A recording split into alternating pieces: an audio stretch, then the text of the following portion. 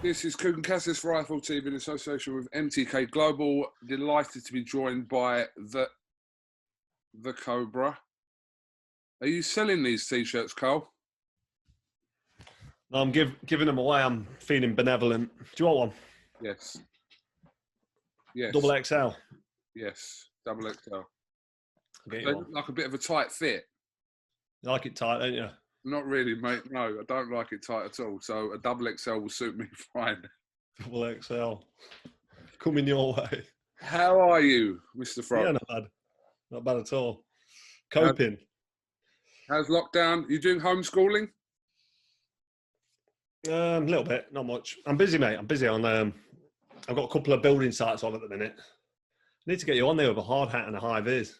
Don't know about that. You got more chance of falling on your head than catching this cold. Boxing does resume next week. Eddie Hearn announced 5 UK shows to run between Feb 13th and April the 10th for the immediate phase of boxing or the return. But I understand you most probably are working on Dillian Whyte's rematch with Povetkin. I am looking forward to that one. Yeah. Yeah, March 6th. Will he get his revenge, Carl? Dillian? I reckon so, yeah. I reckon so. But it's not a given, is it? It's heavyweight boxing. Nothing's guaranteed. I spoke to him on my podcast, Froch on Fighting. You know the podcast that's in top of the charts at the minute? Yes, I do, yes. Froch Groves 3. It's going really well, actually. It's right up there. Killing it. You can't monetize these podcasts, can you? You just have a podcast and people will listen to it and send you appreciation. But it's got a lot of good feedback, this one. Me and Groves had a good chat. Darren Fletcher obviously hosts it with me. And yeah, it was good. But anyway, forget that plug. The boxing, Dillian Whyte and Povetkin, great fight.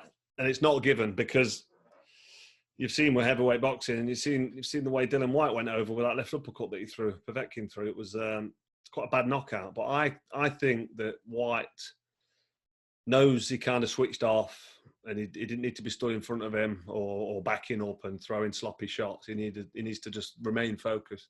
I think Povetkin was getting a bit tired and he'd been over a couple of times. So there was no reason really to assume anything other than Dillian Whyte boxing for a round or two and then taking him out because that's the way the fight was going. But like I said, heavyweight boxing, one punch changes everything. And Povetkin, very wily, old school fighter. He knows what he's doing. He's slippery. He's very cunning. He's got little plans and he sets little traps. And he landed that monster uppercut. And you can't really rule that out again, can you? You can't say that's not going to happen.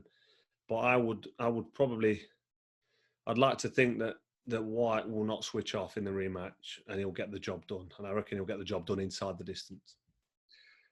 This fight has been postponed twice, sort of now. It was meant to take place in November of 2020. What was it? Injury, then COVID? I think it was COVID. I think it was just... Was that what it was? So, yeah, it was meant to take place in November. Then it's touted for the end of January, and now obviously it's March 6th.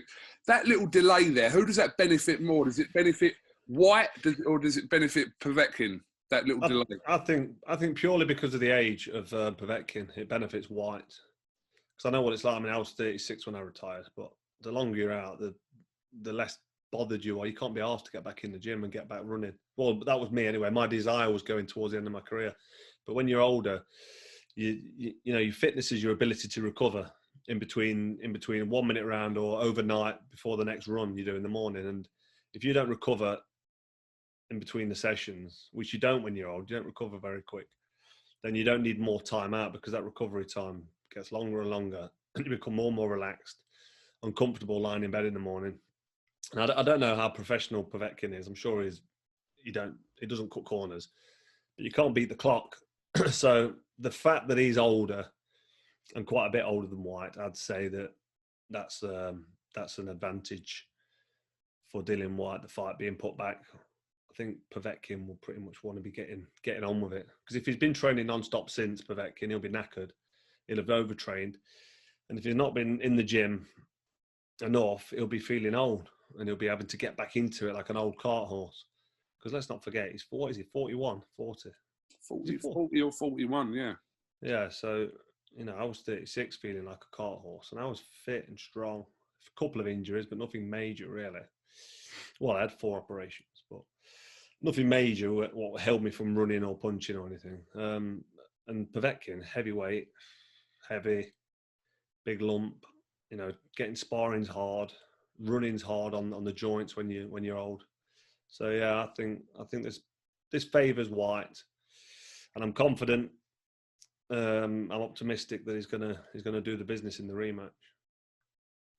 Obviously, that is a huge rematch, and he won't be looking past that. But Eddie Hearn did mention recently that if he comes through the Povetkin fight, he'd like to see Dillian Whyte still fight Deontay Wilder. What do you think about that?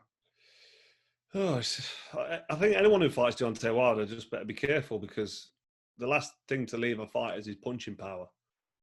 And he's a monster puncher.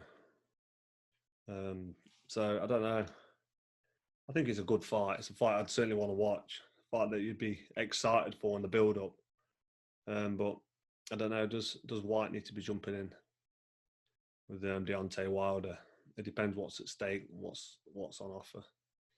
If it's not a final eliminator, what's the point? Tony Bellew said recently to me that he doesn't like that fight for Dillian Whyte at all. Yeah, well, I agree with him. I think I watched that interview actually. That he did with the Bomber. Every time I see the Bomber, I get a bit nervous. Why? Get flashbacks. Flashbacks of the days. You tell you what, Tony used to come in the gym at the EIS and he'd just come and sit at the end of the ring and stand up and do his wrap. Take him ages to wrap his gloves. He'd put his padding on and he'd put some more bandies around and a bit of tape. This is the early days before I got to know him. I used to be trying to break conversation with him. Don't get me wrong, you know him anyway. He's a nice lad. He's a likeable. He's talkative. But when you're in that fight zone, you're watching your sparring partner thinking, what's he doing? What's he up to? And I'd be looking at him. He'd be looking at me. I'd be shadowboxing. Then he'd go on the pads for a bit and I'd be thinking, I'm not on the pads. I'm just in the mirror. Should I be on the pads? I never do pads before sparring, but I thought, and the spar with Bellew, even though we was friends and even though we've got so much respect for each other, I was world champion. He wasn't. He was still at the top. He was like kind of at the peak of his game. It was light heavyweight. This before he stepped up to cruiserweight. But I just used to look over at him and I used to catch him looking at me and then would look away and it'd be like, we're having a fight in a minute. I know it's sparring, but it's not, because I was quite an aggressive sparrer. I always used to try and land big shots and spar like I'm fighting. That's just how I was. And I managed to get control of it later on. And especially if I'm sparring someone bigger than me and stronger than me, like Bellew was. Obviously, if I'm sparring amateurs or people smaller than me, I'm not a bully. I used to take my time, but I'd still let big shots go around the body and still be like, listen, I'm not here to get my head pummeled. I'm here to learn and get a good workout. So if I'm in with Anthony Agogo early on, he used to give me a good spar, and there'd be a few of the amateurs actually give me good spars, a couple of the heavyweights as well. But yeah, me and Bellew used to be in the gym staring at each other, chatting a bit of small talk, and then it'd just be countdown to that first bell. And it just depended what mood he was in and what mood I was in, depending on how the spar went. But we had some absolute humdingers. We had some monster spars, mate, honestly, before some of my big fights. He really helped me out massively. And he's a top fighter, a big puncher. And yeah, he gave me some great spars, some great preparation for some title defences. Did anyone get knocked over in your sparring with Bellew? I got caught with a right hand on Bellew. It's the first time I've ever been kind of flash knockdown in sparring. It was a balance and a punch. I can't say it was just balance. But I backed him into a corner. I was thinking, this is early days in sparring. And I leaped in, like left my chin in the air a bit and left my feet behind me. Threw a big right hand. I think he timed me with a right hand. He was sitting back on the ropes or in the corner waiting for me. Yeah, and he timed a right hand. But as he caught me, I was leaning over my punches. So I was totally doing everything wrong. Similar to when Groves knocked me down in that first fight, I was kind of leaping forward and reaching in with a stupid shot and just got caught square on. But yeah, Bellew hit me with a shot and I went over. Got straight back up, finished the round, and then hammered him for the next 5 rounds. Not really. I carried the spar on though. It was good. It was a nice little wake-up call. McCracken went, listen, you switched off, you leaped in, you got caught. That's boxing. I was like, yeah, all right, I'm not even bothered. I'm not asked. I'm really not asked. I've been put over 3 times in my life. Once by Jermaine Taylor, then once by Bellew in sparring, flash knockdown. Carried the spar, finished another 7, 8 rounds of sparring. And then Grovesy boy in the first fight. Is that public knowledge that Bellew spar where he knocked you down? Is it what? Is it public knowledge? Is it I think so, yeah. I've mentioned it before. I'm not asked to get put down in sparring. Doesn't matter. World titles aren't on the line. He's bigger than me, isn't he? Big fucking bully. Hitting me hard on the chin. What's he doing? To be fair, I used to send that's why I used to enjoy sparring Bellew. I used to get nervous before the spar, but I used to enjoy it because I knew that he could take my punches. Wearing big rival gloves, like 16 or 18 ounce, real big padded gloves. And I thought, I'm not taking liberties with someone who's 3 inches taller and probably 2 stone heavier. So I used to send him in, and he didn't mind. And he used to send his punches in as well, and I didn't mind. So it was great. It was good spar. And at the end of it, we'd shake hands, have a chat about the sparring until the next time. But it was proper spar, proper nervous spar. But if you enjoy the sparring and you don't get nervous before the sparring, I don't think you're sparring properly. I used to get a little bit nervous before I sparred Eubank Jr. A bit smaller than me, a lot lighter than me. Obviously, don't punch as hard as me. He still punches a bit, but he's fit and tough and keeps coming. And he saps your energy when he's attacking you because you're keeping out of the way, trying to get yourself in a safe place, and he overwhelms you, and you kind of tensing up. And if you're not breathing properly, you're blowing out your arse. So he used to give me good spars as well for different reasons. He used to sharpen me up, and I could work on different things because I could try stuff out with Eubank Jr. And it didn't really matter if I got clipped because he wasn't going to put me over. I mean, I don't think he'll mind me saying that, but he was a middleweight and I was a super middleweight. Bellew's bigger than me and he punches hard. So that was a spar where I had to be a bit careful. You know what I mean? But all my spars against the good fighters, like when I sparred George Groves, that was tough early on. You know what I mean? The good spars are the ones that get you ready for a fight. The spars that you don't look forward to and don't enjoy. You probably heard David Hayes say that. If you're not doing the sparring correctly and you're not nervous about the spar and you're not thinking to yourself, fucking hell, I could do without this. I don't really fancy this spar. If you're not thinking that, you're not sparring right. You can't be going in the ring tickling with a jab and piss farting around, just touch spar. And every now and again you do a technical spar or touch spar. But I think to be a top world champion, you didn't even ask me any of this, did you? I'm just telling you.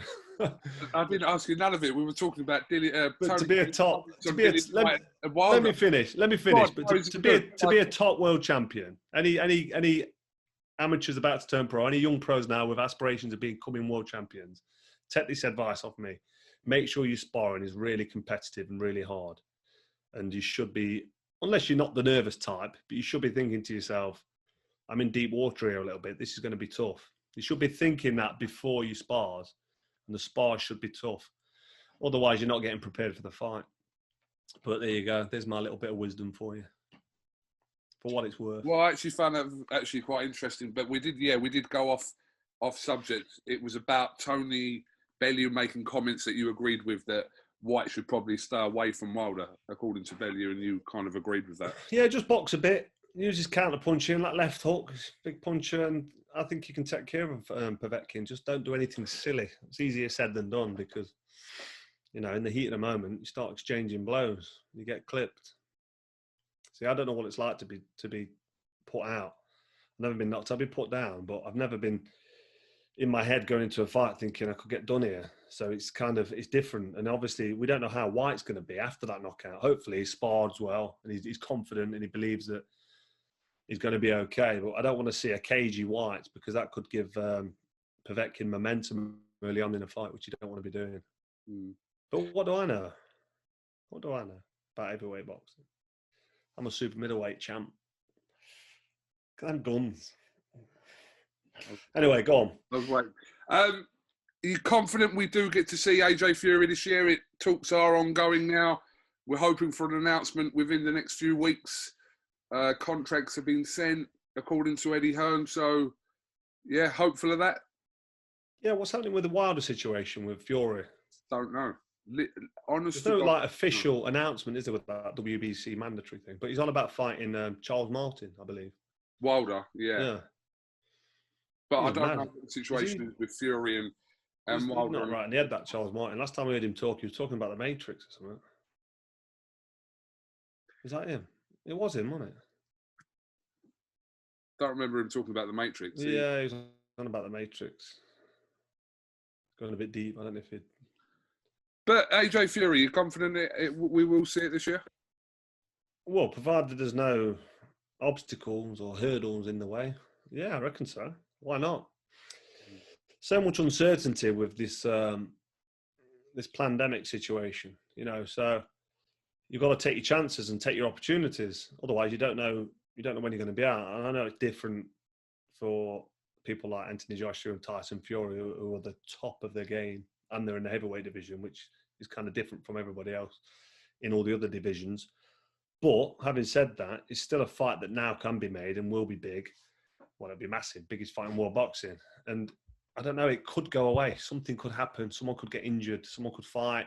One of them could take another fight. And, you know, and you can imagine that fight never happening. It'd be a tragedy. So whilst everybody's agreeing and whilst people want to fight, you know, Fury does, he's quite excited about it. AJ's making all the right noises. I'm still not 100% convinced that AJ wants to fight. Although he's been a little bit more vocal of late, which is good.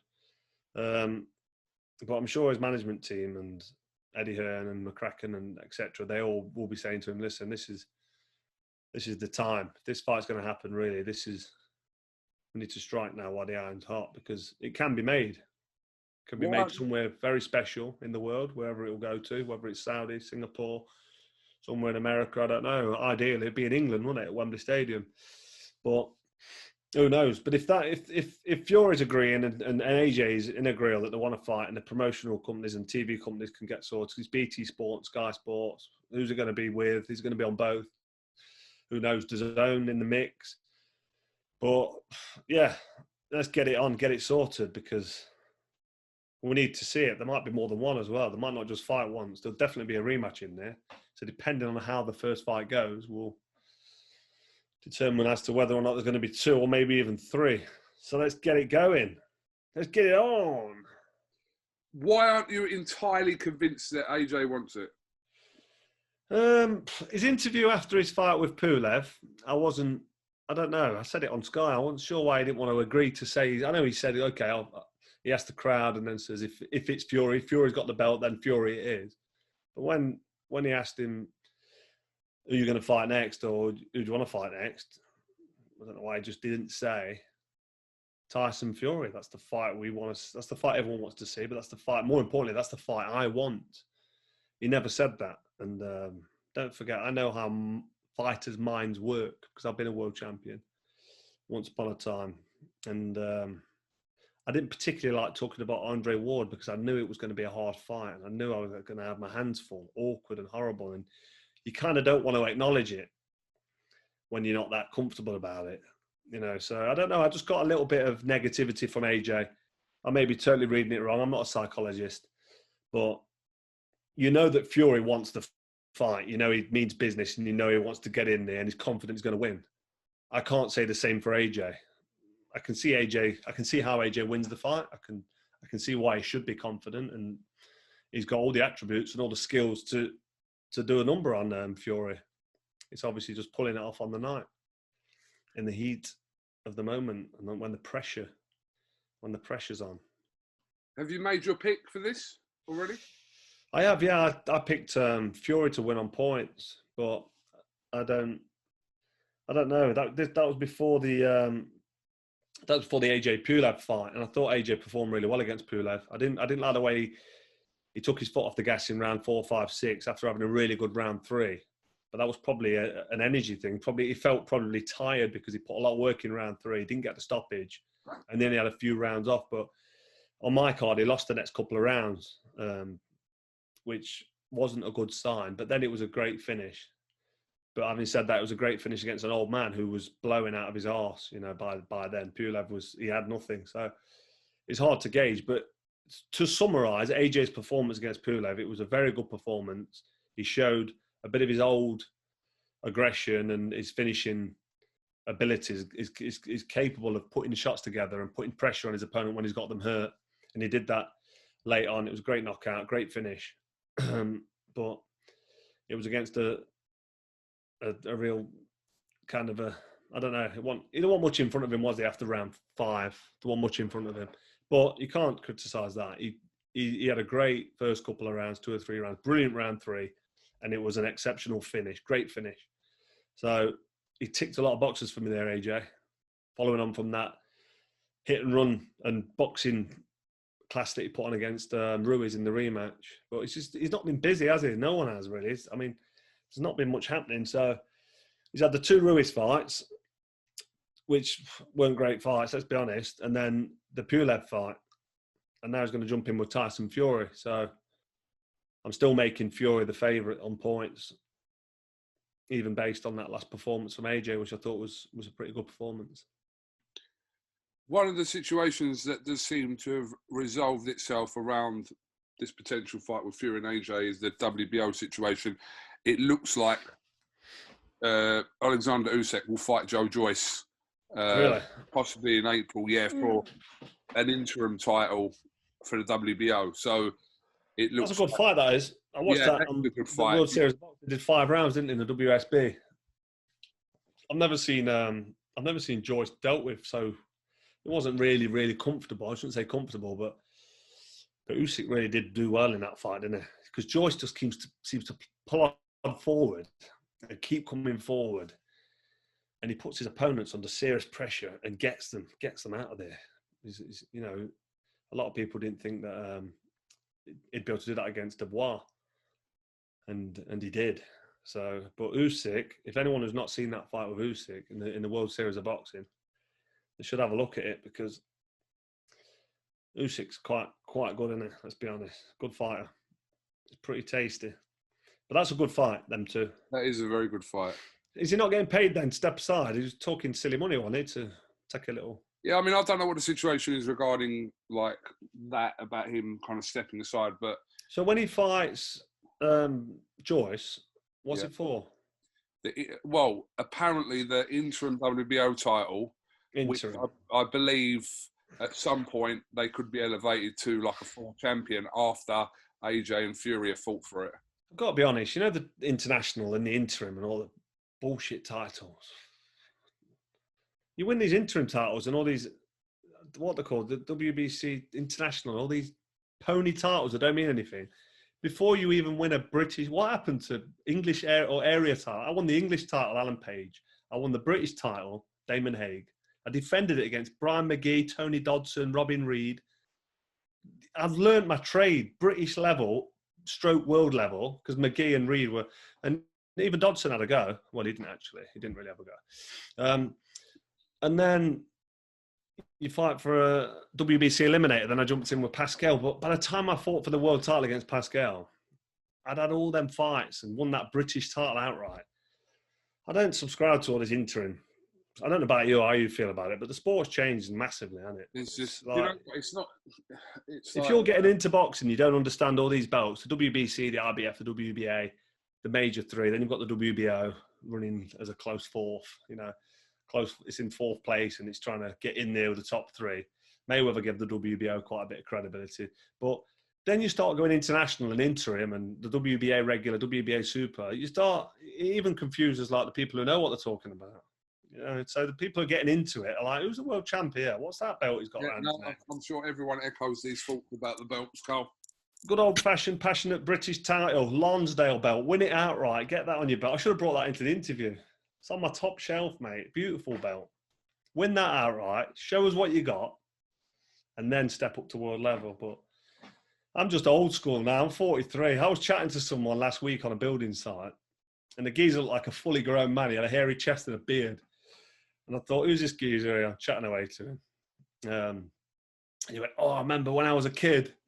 When I was a young kid and I watched you fight for the world title. I thought, when you was a kid and you watched me fight for the world title, and I'm thinking to myself, bloody hell, how old am I? So this guy was like 22.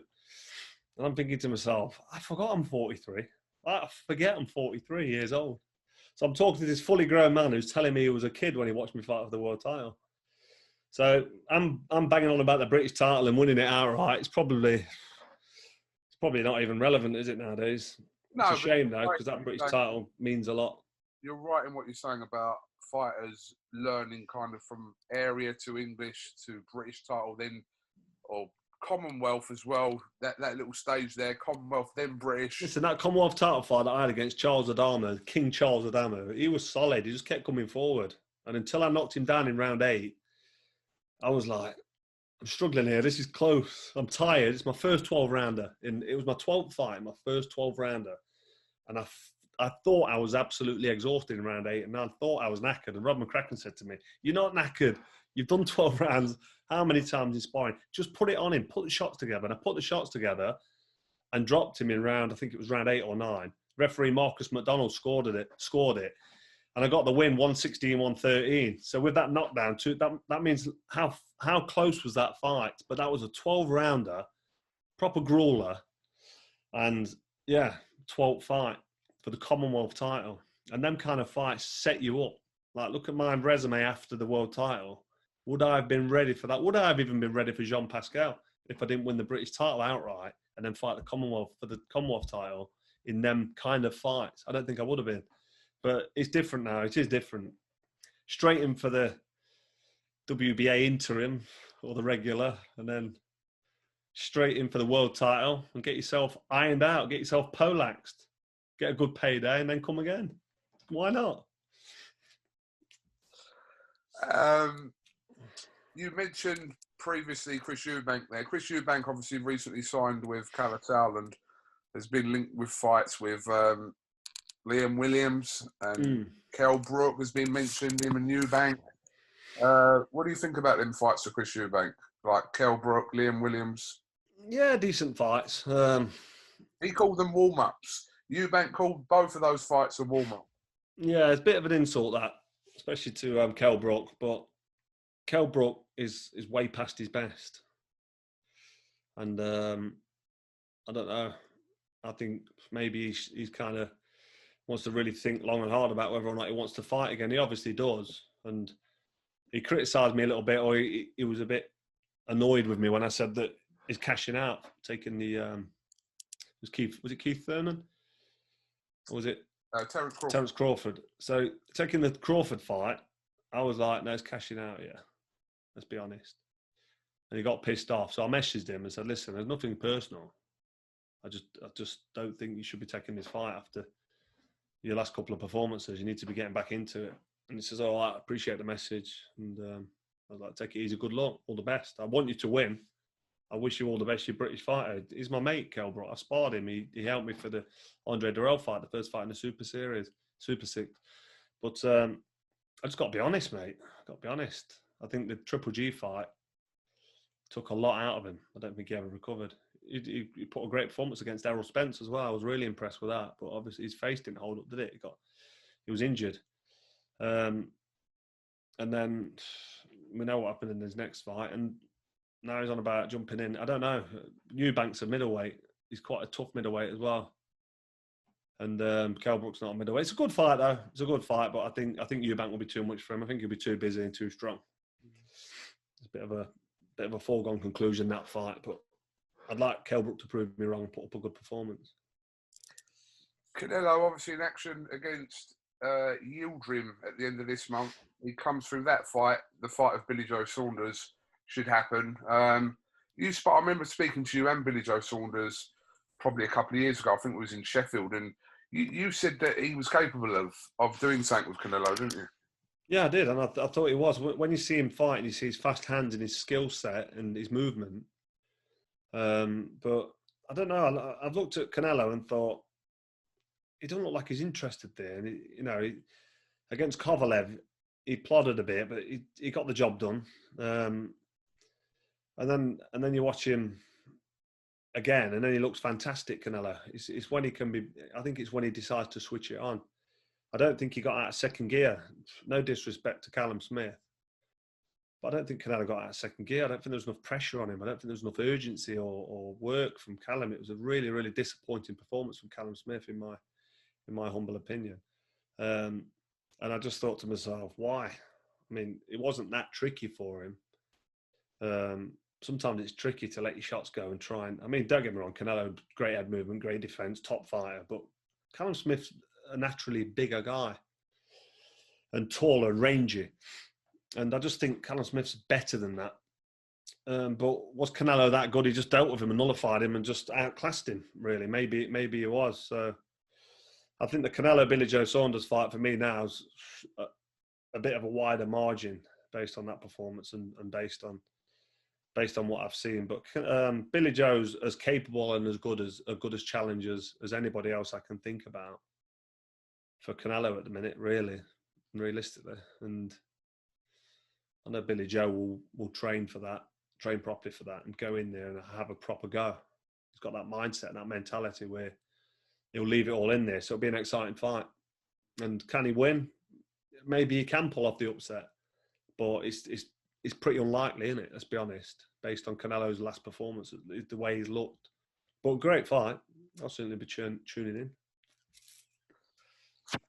So, your with George Grove, which I haven't listened to yet.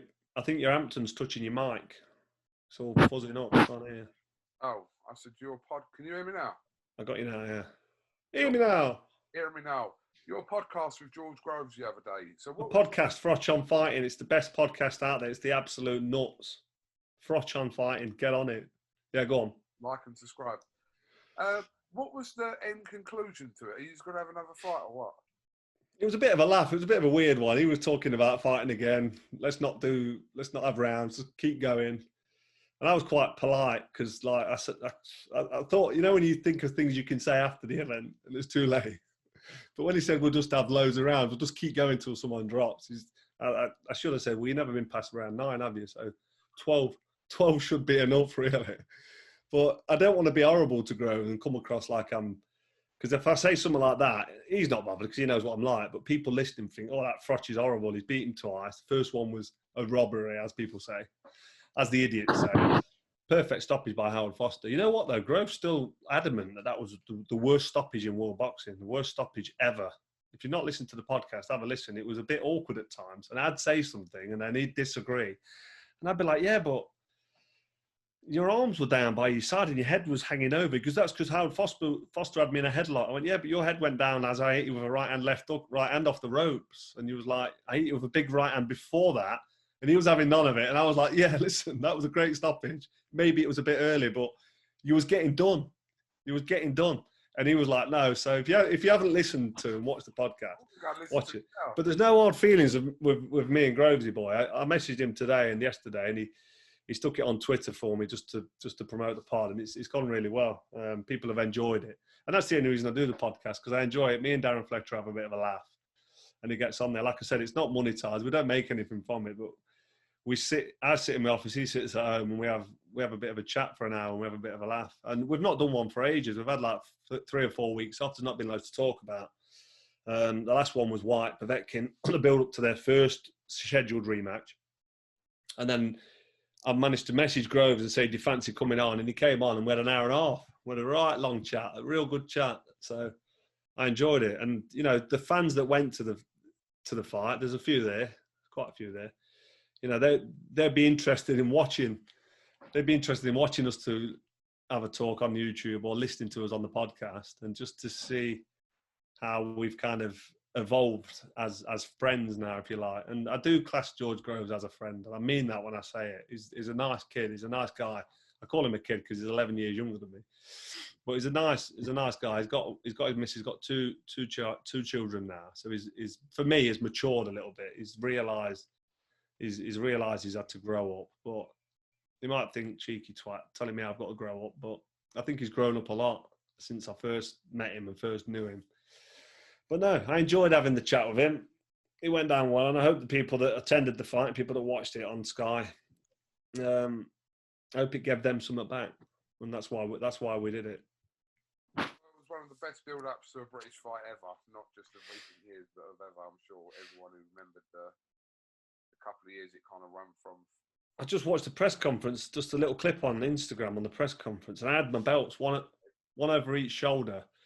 And I was going, you're getting absolutely flattened. And you know it as well, you're getting flattened. See these 2 belts, look at them, you're not. And then he said something, and I said, what are you walking off for in your pink salmon pants or something? And I forgot about all that. And then he got me on ringside, and he said, "You're going to cry, Carl. You're going to cry." And I was like, "What are you on about? I'm not going to cry." And I asked him about it on a podcast. I said, "Did you actually think I was going to cry? Did you, like, genuinely, did you think I was going to cry and be reduced to tears?" And I don't know if he's like, well, I do know he's like on the wind-up, but he says, "Come on, Carl, you know you was going to cry. You know you was."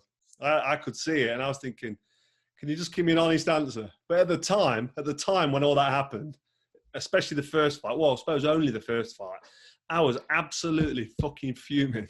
I was fuming. And that's why I tried to chin him in round one and ended up walking into one. You know, your brother, what was it? Where was your brother when he went, "George, in your heart of hearts"? Where was that? Was that on the pitch at Wembley? He said that. It might have been, yeah. The reporter said to you, "Did your brother do your talking for you?" Yeah, the guy from my TV. Ask him. Yeah, that's it. You've gone really quiet, by the way. I can barely hear you again. Wait there. Can you hear me now? You're teabagging your microphone, aren't you? Weirdo. All right, well, listen, I know you said you had to go when we first started this. That was about 20 minutes ago. The time's ran. I'm all right, mate. I've not got much to do. So if you want to get some more footage and dilute it and edit it and do what you do with it, you can do. No, we're good. There's not much to talk about, is there? Looking forward to the Povetkin Whyte rematch. There's a couple of fights on before that. Lee Wood's fighting for the British title. I'm looking forward to that. Who else? Kelly. Avanicio, great fight. Kelly Avanicio, the 20th. Conor Benn fight. What do you reckon to that one?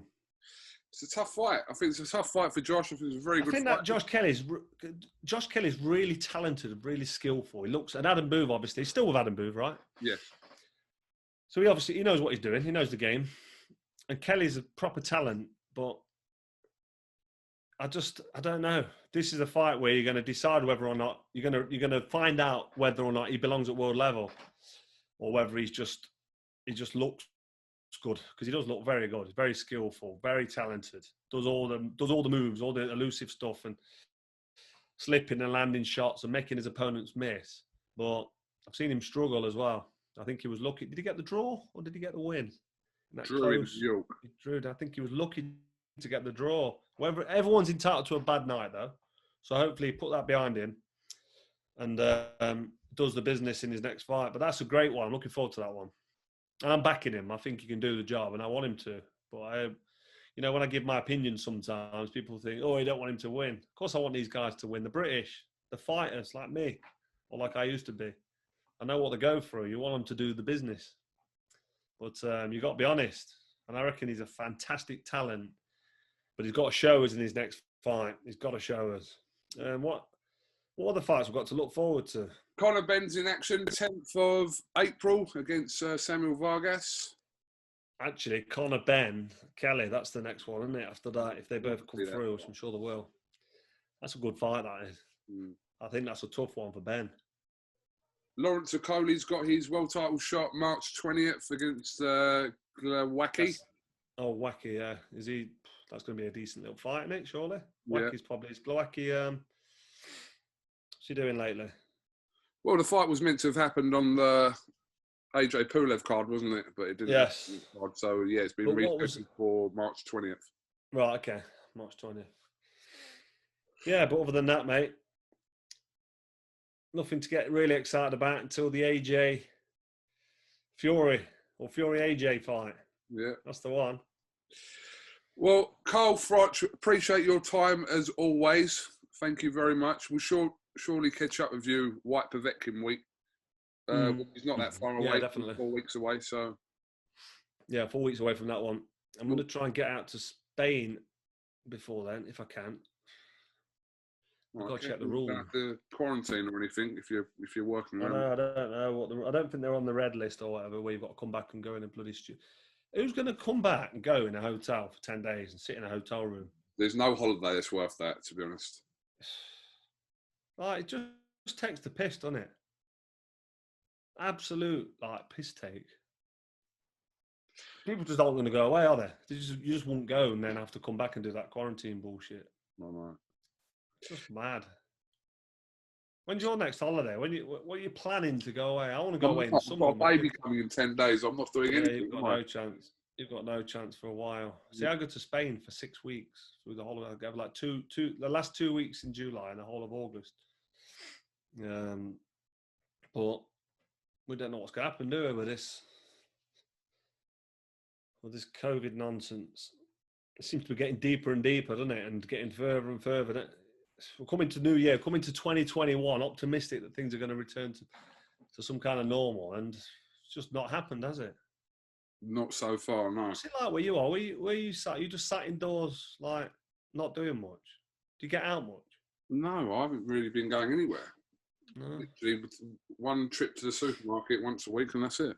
Okay, Carl, thank you very much for talking to IFL TV, and we'll no doubt we'll catch up with you just before March the 6th.